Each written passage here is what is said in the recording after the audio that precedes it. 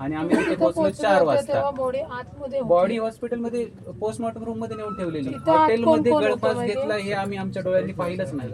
नाही जी बॉडी जिथे ठेवली होती तिथं कोण तिथे लॉक करून ठेवलेलं होतं. अच्छा, रिकामी होती. आम्ही गेल्यानंतर आमच्या समोर ती बॉडी बाहेर काढली, टेबल वरती घेतली आणि त्या इन्क्वेस्ट मध्ये मी स्वतः प्रेझेंट होतो.